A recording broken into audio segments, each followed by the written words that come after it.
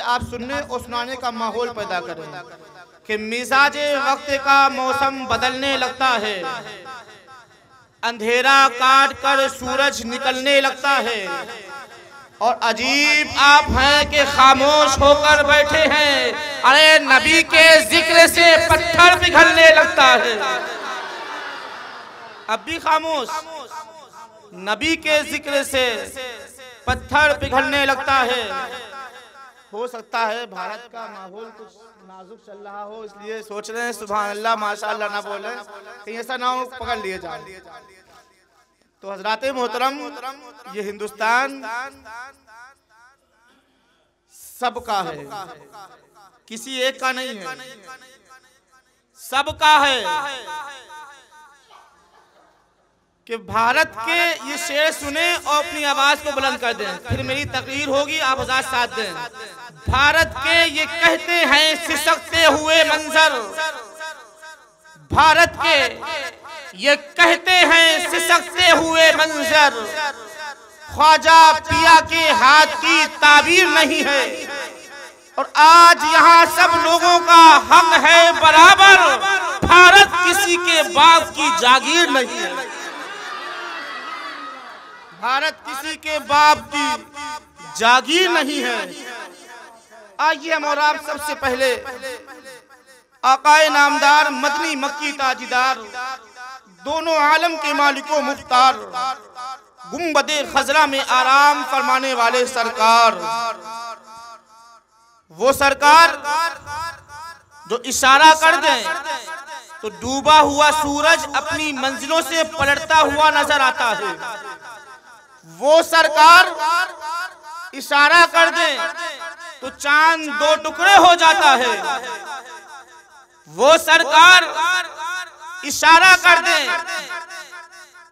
तो दरख्त अपनी जगह से उखड़ के नबी के कदमों में आ जाता है, वो सरकार अगर इशारा कर दे तो उंगलियों की खाइयों से पानी के चश्मे जारी हो जाते हैं, वो सरकार अगर इशारा कर दे तो बू जहिल की मुंहबंद मुट्ठी से कलमे शहादत की गवाही देने लगती है, वो सरकार जो अपनों के काम आने वाले, गैरों के काम आने वाले, दोस्तों के काम आने वाले, दुश्मनों के काम आने वाले, दुनिया में काम आने वाले, कब्र में काम आने वाले, हश्र में साथ देने वाले, जन्नत में साथ ले जाने वाले आका की बारगाह में अदब व एहतराम के साथ बआवाज़े बुलंद दुरूद पाक का नजराना पेश करें। पढ़ें अल्लाहुम्मा सल्ली अला सय्यिदिना मौलाना मुहम्मद व अला आलि सय्यिदिना मौलाना मुहम्मदिन व बारिक व सल्लिम सलातु व सलामन अलैका या रसूलल्लाह सल्लल्लाहु तआला अलैहि वसल्लम। हजरात मोहतरम, जो हमने आपसे दुरूद व सलाम पढ़ाया है, ये एक ऐसी इबादत है जितना आप पढ़ोगे उतना ही अपने आका के करीब होते जाओगे। नमाज फर्ज है, रोजा फर्ज है, हज फर्ज है, ज़कात फर्ज है, लेकिन दुरूद पढ़ना फर्ज नहीं है बल्कि ये सुन्नत है। तुम्हारी नमाज तो बेकार हो सकती है, रोजा तो बेकार हो सकता है, हज तो बेकार हो सकता है, ज़कात तो बेकार हो सकती है, लेकिन जो इंसान अच्छे दिल से, सच्चे दिल से, मोहब्बत से अपने आका पर जो दुरूद पढ़ता है वो दुरूद रब की बारगाह में मकबूल हो जाता है। सिर्फ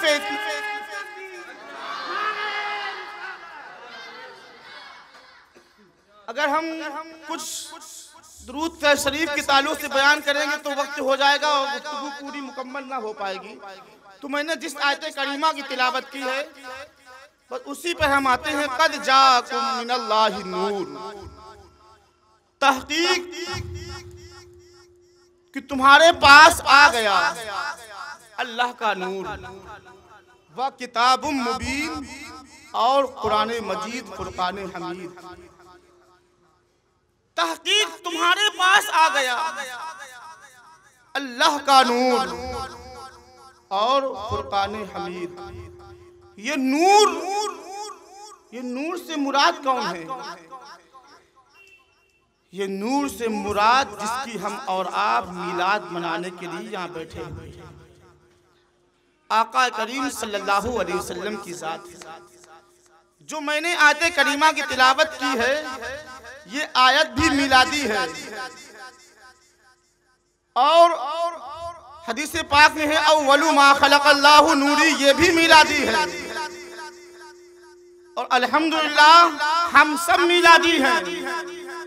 और सोने पे सुहागा ये जिसकी हम महफिल मना रहे हैं वो भी मिलादी है। जिस जमीन पर बैठे हो ये भी मिलादी है। एक हदीस पाक है लौला कलामा खलक़तुल अफ़लाक, ऐ रसूल तुम्हें पैदा करना ना होता तुम्हें दुनिया ही को ना बनाता, आसमान ही को ना बनाता। पता ये चला तुम्हें पैदा करना था तो जमीन का फर्श बिछाया, तुम्हें पैदा करना था तो आसमान का शामियाना लगाया, तुम्हें पैदा करना था तो रेगिस्तान पैदा किया, तुम्हें पैदा करना था तो दरख्तों को हरियाली अता किए, तुम्हें पैदा करना था समंदरों को गहराई अता किए, तुम्हें पैदा करना था पहाड़ों को बुलंदी अता किए, तुम्हें पैदा करना था तो जर्रात बनाए, जर्रा जर्रा नबी के लिए, कतरा कतरा नबी के लिए, सहरा सहरा नबी के लिए, शम्सो कमर नबी के लिए, खुशको तर नबी के लिए, बहरों पर नबी के लिए, खुद नबीयीन नबी के लिए, सिद्दीकीन नबी के लिए, शुहदा नबी के लिए, सालिहीन नबी के लिए, कुतुब नबी के लिए, अब्दाल नबी के लिए, सारे मोमिनीन नबी के लिए, जिब्रील नबी के लिए, मिकाईल नबी के लिए, इसराफील नबी के लिए, इस्राईल नबी के लिए, फर्श रसूल के लिए, अर्श रसूल के लिए। अगर मोहम्मद ना होते तो कुछ भी ना होता।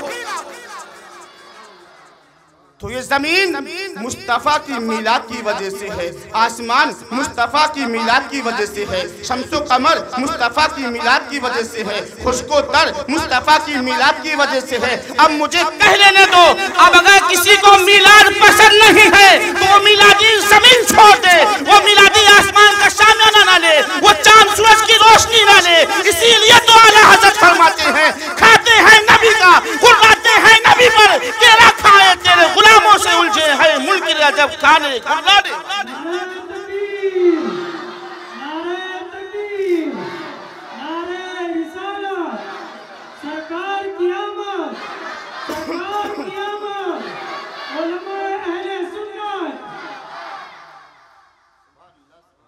मैंने जिस आयत करीमा की तिलावत की है क़द जाअकुम मिनल्लाहि नूर, हम उस पर नजर डालें।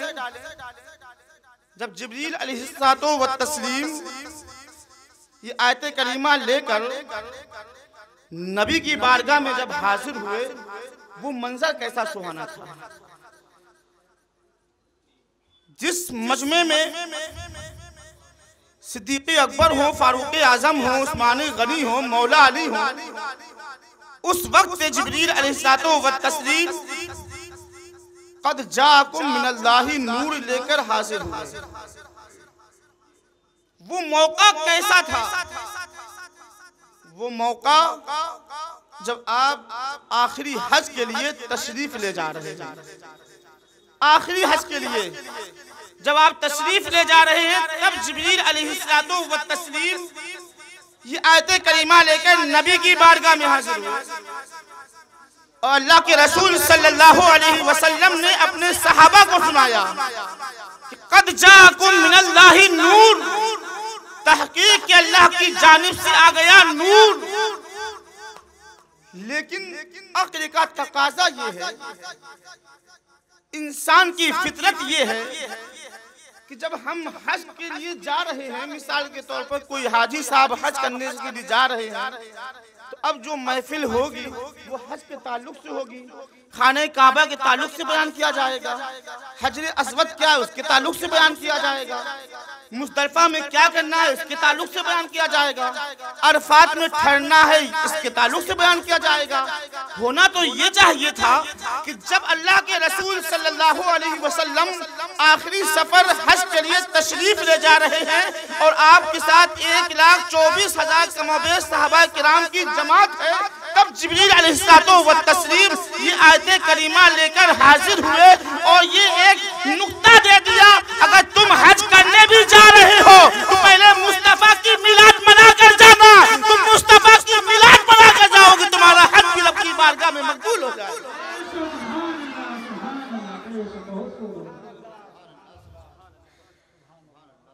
ऐसी आयत के करीमा के ताल्लुक से हम बोलेंगे तो इसी पे पूरा 1 घंटा हो जाएगा, तो आगे बात भी नहीं हो पाएगी। उसके बाद मुझे और भी कहीं जाना है।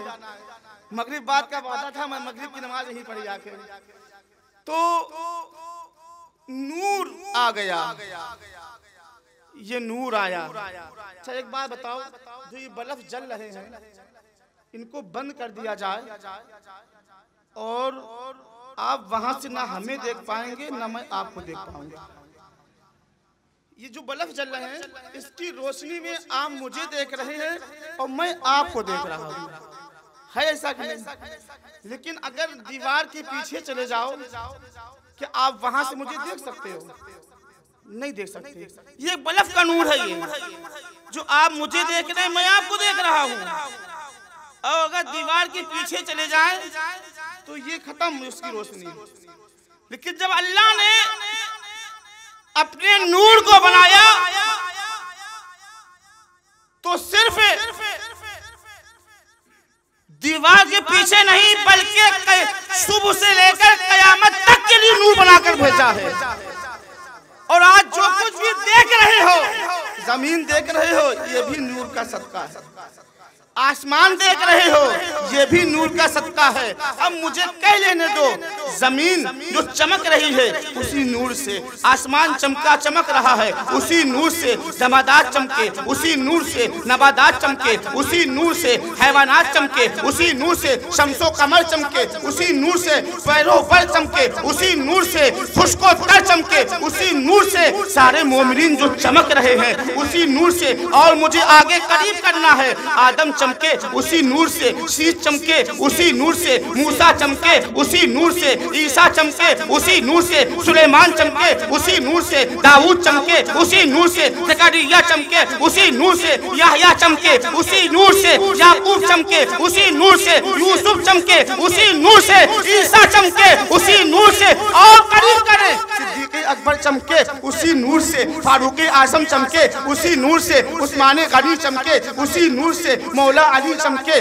उसी नूर से, बिलाल चमके उसी नूर से, अब्दुल रहमान बिन औफ चमके उसी नूर से, खालिद बिन वलीद चमके उसी नूर से, अबू बकर चमके उसी नूर से, उमर फारूक आज़म चमके उसी नूर से। और करीब कर दे, शहीद आज़म चमके उसी नूर से, इमाम आज़म चमके उसी नूर से, गौसे आज़म चमके उसी नूर से। और करीब करो, गरीब नवाज चमके उसी नूर से, कुतुबुद्दीन चमके उसी नूर से, निजामुद्दीन चमके उसी नूर से, फरीदुद्दीन चमके उसी नूर से, नसीरुद्दीन चमके उसी नूर से, अलाउद्दीन चमके उसी नूर से, शहाबुद्दीन चमके उसी नूर से, बहाउद्दीन चमके उसी नूर से, बदिउद्दीन चमके उसी नूर से, शाह बरकतुल्लाह चमके उसी नूर से, शाह फजलुल्लाह चमके उसी नूर से, शाह जमालुल्लाह चमके उसी नूर से, बुरहाने मिल्लत चमके उसी नूर से, हाफिज़े मिल्लत चमके उसी नूर से, मुजाहिदे मिल्लत चमके उसी नूर से।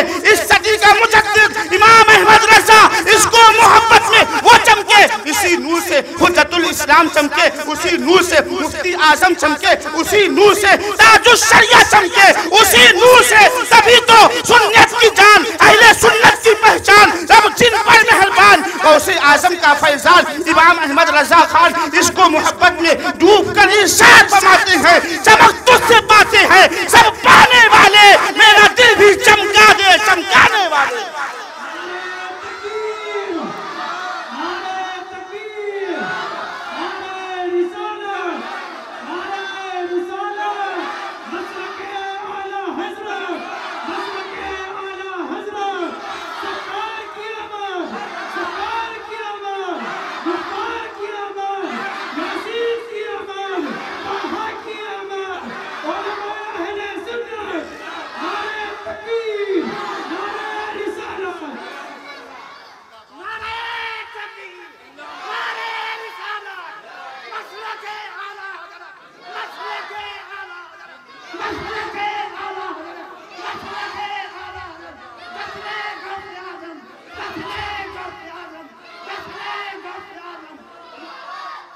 अच्छे रजा प्यारे रजा सच्चे रजा हम सबके रजा इमाम अहमद रजा इसको मोहब्बत में डूब कर इरशाद फरमाते हैं चमक तुझसे पाते हैं सब पाने वाले मेरा दिल भी चमका थे चमकाने वाले बरसता नहीं देख कर अब्र रहमत बदों पर भी बरसा दे बरसाने वाले।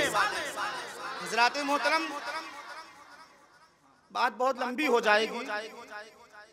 जब मैं आपके महल्ले में हाजिर हुआ और आपकी मस्जिद में जब कदम रखा तो जगह तो बहुत मुख्तसर सी थी, लेकिन अंदर दाखिल होने के बाद दिल बाग बाग हो गया। बहुत खूबसूरत मस्जिद आपने बनाई। आपकी बड़ी मेहनतें मशक्क़तें हैं कि आपने ताउन पेश किया। हर इंसान अपना घर बनाता है, हर इंसान अपना घर बनाता है, सोचता है इसमें ये लगना चाहिए, इसमें वो लगना चाहिए, इसमें वो लगना चाहिए। हम और आप अपना घर बनाते हैं, इसमें सवाब नहीं मिलेगा, आराम मिलेगी।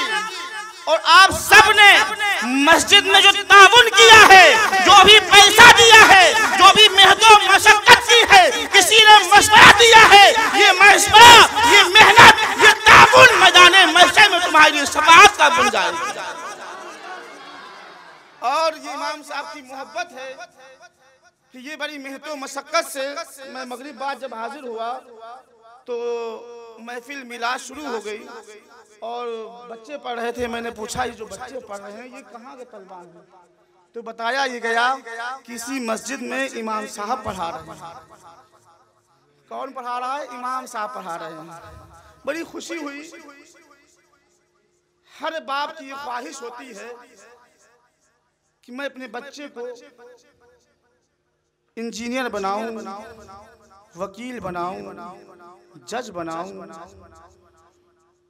मालदार बनाऊं। लेकिन आज का जो दौर हम देख रहे हैं, इस दौर में जब बच्चों से माँ बाप परेशान हो जाते हैं, जब बच्चे माँ बाप की बात नहीं मानते हैं, तब बाप कहता है अब परेशान ना हो, तुझे मदरसे में डालेंगे, अब तुझे मदरसे में डालेंगे।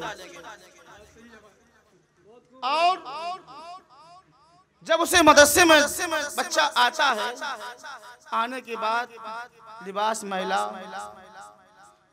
नाक चू रही है, बाल बिखरे हुए हैं, कहाँ जा रहा है? कुरान पढ़ने जा रहा है। मैं कहना चाहूंगा मुसलमानों, उन माँ बहनों से मैं कहूंगा जिन बच्चों के खातिर माँ सुबह उठती है, खाना तैयार करती है, बच्चे को नहला धुलाकर तैयार करके मांग खींचकर उस बच्चे को तैयार करने के बाद उंगली पकवा कर रोड पर छोड़ने के लिए आती है। किस लिए? मेरा बच्चा जा रहा है, स्कूल जा रहा है, कॉलेज जा रहा है, वहां जाकर ये क्या करेगा? इंजीनियर तो बन सकता है, वकील तो बन सकता है, मैनेजर तो बन सकता है, लेकिन ऐ मुसलमानों, तुम याद रखना, तुम जिंदगी में उससे फायदा हासिल कर सकते हो, लेकिन मरने के बाद तुम्हें कोई फायदा नहीं मिलेगा। मैं गारंटी से कह रहा हूँ, मरने के बाद कोई फायदा नहीं मिलेगा। मैं कहना चाहूंगा, मैं ये नहीं कहता कि अपने बच्चों को इंजीनियर ना बनाओ, अपने बच्चों को वकील ना बनाओ, अपने बच्चों को जज ना बनाओ, अपने बच्चों को वकील ना बनाओ, मैनेजर ना बनाओ, बनाओ सब बनाओ। सबसे पहले आप उसके कुरान पढ़ाओ, उसे कुरान पढ़ा दो। ईसा अलैहिस्सलाम जंगल से गुजर रहे हैं, क्या देखते हैं कि एक कब्र में अल्लाह का अजाब हो रहा है। गौर से सुनिएगा, अल्लाह का अजाब हो रहा है। ईसा पैगंबर है, आप चले गए, जब वापस तशरीफ लाए तो क्या देखते हैं? जिस कब्र में अजाब हो रहा था, अब उस कब्र पर अल्लाह की रहमतें झमाझम बरस रही हैं। अल्लाह की रहमतें झमाझम बरस रही। ईसा पैगंबर है, रब की बारगाह में दुआ करते हैं, परवरदिगारे आलम, अभी मैं जब यहाँ से गया था इस पर तो अजाब हो रहा था, और जब मैं वापस आया हूँ इस पर तेरी रहमतें झमाझम बरस रही है। मौला राज क्या है, बात क्या है, मौला कुछ तो बता। गैब से आवाज आई, क्या आवाज आई? गैब से आवाज आई, ईसा पैगंबर सुनो, बात ये है जब उसका इंतकाल हुआ था इसने अपना बच्चा जमीन के ऊपर छोड़ा, और ये इसका इंतकाल हुआ है, ये नालायक है, ये अजाब का मुस्तहिक है, इस पर अजाब हो रहा था। लेकिन जो उसने बच्चा जमीन के ऊपर छोड़ा था वो आज मदरसे में गया, उस्ताद ने पढ़ाया बिस्मिल्लाहिर्रहमानिर्रहीम, बच्चे ने पढ़ा बिस्मिल्लाहिर्रहमानिर्रहीम, उसका बच्चा जमीन के ऊपर मेरा नाम ले रहा है। मैं उस बच्चे के सदके में उसके वालिद को अजाब से दूर कर दूं। जब से भी बिस्मिल्लाह का ये आलम है कि बच्चे ने बिस्मिल्लाह पढ़ा है और बाप से अजाब दूर हो गया है। तो ऐ मुसलमानों, जब तुम कुरान पढ़ोगे, जब तुम सूरह यासीन पढ़ोगे, जब तुम सूरह रहमान पढ़ोगे, अगर कोई मुश्किलें आएंगी, मुसीबतें आएंगी, कुरान के सदके में अल्लाह तुम्हारी मुसीबतों को दूर फरमा दे। तो अपने बच्चों को सब पढ़ाओ, लेकिन पहले कुरान पढ़ा लो, पहले कुरान पढ़ा लो, बाद में सब पढ़ाना। और आज हम देख रहे हैं वक्त हो चुका है, एक और नसीहत सुन लें आप हज़रात। आज का माहौल आप देख रहे हैं, जो शादी ब्याह होती है तो बाप की ये ख्वाहिश होती है हम अपनी बेटी को दुनिया की हर चीज दे दें। हर बाप की ख्वाहिश होती है, फ्रिज भी है, एसी भी है, सब कुछ दे दिया, साथ में उसे कुरान भी दिया गया था, बेटी कुरान भी लेती जाओ। जब वो बच्ची घर पे आती है, ससुराल पहुंचती है, तो कुरान को उठाकर जो सबसे ऊंचा वाला ताक होता है, ये जो अलवारी होती है, उसमें रख देती है। मैं अपनी माँ बहनों से कहूंगा मेरी तकरीर को सुने और इंशाअल्लाह मेरी बात पर अमल करेंगे तो आपकी जिंदगी दो भला हो जाएगी।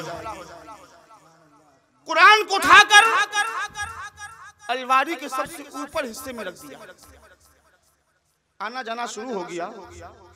अब आलम ये है, जब बच्ची सुबह उठती है, उठने के बाद शौहर को चाय पिलाने के बाद, नाश्ता बनाने के बाद शौहर घर से चला जाता है। तो अब वो लड़की क्या करती है, ये फ्रिज बहुत गंदी हो गई, कपड़ा मार दिया जाए। तवज्जो चाहूंगा आप हज़रात कि बाप ने दी है, महंगी है फ्रिज, 15-20 हजार की है, कपड़े से सफाई हो रही है, सिगरदान भी साफ किया जा रहा है, बेड भी साफ किया जा रहा है। लेकिन जो बाप ने कुरान दिया था, आज 2 साल हो चुके हैं, गर्दा चल रही है, बच्ची ने कुरान को नहीं उठाया, कुरान को नहीं उठाया। मैंने अभी देखा कि एक बाप और बेटे दोनों आपस में बैठे थे, एक साहब ने तोहफा दिया बाप को, बच्चे ने कहा अब्बू जान कि तोहफे को मैं छुपा दूं, आप ढूंढ नहीं पाएंगे। तो बाप ने कहा है मेरे बेटे, मुझे हर जगह तो मालूम है, वो मुझसे। अब बाप ढूंढ रहा है, कभी अलमारी को खोल रहा है, कभी जो है पेट में देख रहा है, कभी कहीं देख रहा है। जब परेशान हो गया, हैरान हो गया, बाप कहने लगा बेटा तो कागज कहाँ रखा, बेटा कागज कहाँ रखा है, हमें नहीं मिला, बेटा तुम बता ही दो। तो बेटा आगे आगे जा रहा है, बाप पीछे पीछे आ रहा है। बेटे ने कुरान को उठाया, कहता है वालिद, ऐ मेरे बाप, मुझे मालूम है तुम अलमारी खोलते हो, तुम ये खोलते हो, वो खोलते हो, लेकिन तुम कुरान को नहीं खोलते हो। मैंने वो कागज कुरान में रख दिया था ताकि तुम ढूंढ ही ना पाओ। तो इसलिए मैं कहना चाहूंगा मुसलमानों, दुनिया का काम बाद में करना, सुबह उठना, फजर की नमाज अदा करना, कुरान की तिलावत करना।